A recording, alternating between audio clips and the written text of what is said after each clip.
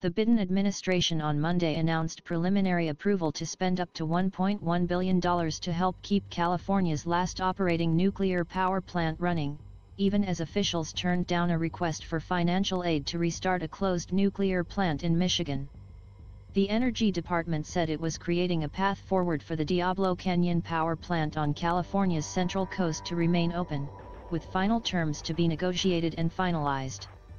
The plant, which had been scheduled to close by 2025, was chosen in the first round of funding for the administration's new Civil Nuclear Credit Program, intended to bail out financially distressed owners or operators of nuclear power reactors. The program is part of Biden's effort to cut planet-warming greenhouse gas emissions in half by 2030, compared with 2005 levels.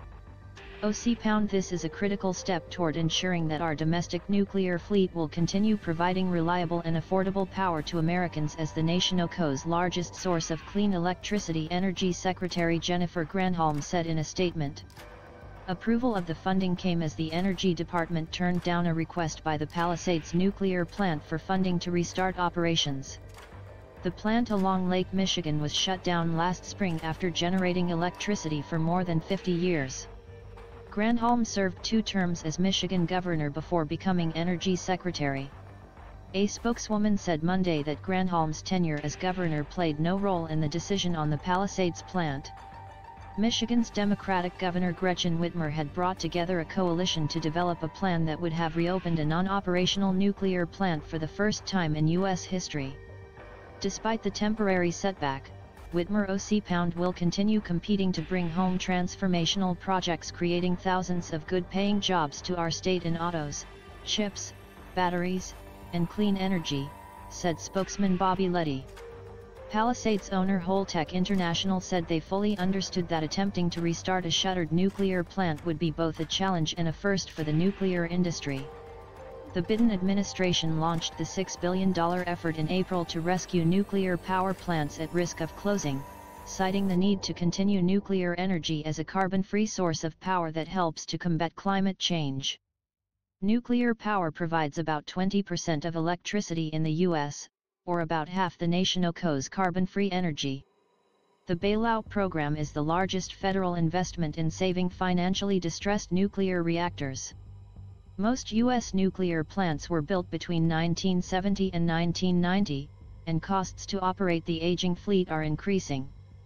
There are 53 commercial nuclear power plants with 92 nuclear reactors in 28 U.S. states. PG&E, which operates Diablo Canyon, said the federal funds would be used to pay back a loan from the state of California to support extending operations at the plant and lower costs for customers. PG&E spokesperson Suzanne Hausen said there are still additional federal and state approvals required to renew the plant's license and to operate past 2025. PG&E is taking actions to seek relicensing while also continuing to plan for the eventual decommissioning of the plant, Hausen said. The seaside plant located midway between Los Angeles and San Francisco produces 9% of the state's electricity. California Governor Gavin Newsom has said continued operation of Diablo Canyon beyond 2025 is critical to ensure statewide energy system reliability as climate change stresses the energy system. Newsom signed legislation in September to open the way for the plant to operate for an additional 5 years, a move he said was needed to ward off possible blackouts as the state transitions to solar, wind and other renewable energy sources. Newsom said Monday he appreciates the critical support from the federal government and looks forward to working together to build a clean, affordable, and reliable energy future. This investment creates a path forward for a limited-term extension of the Diablo Canyon Power Plant to support reliability statewide and provide an on-ramp for more clean energy projects to come online, Newsom said in a statement.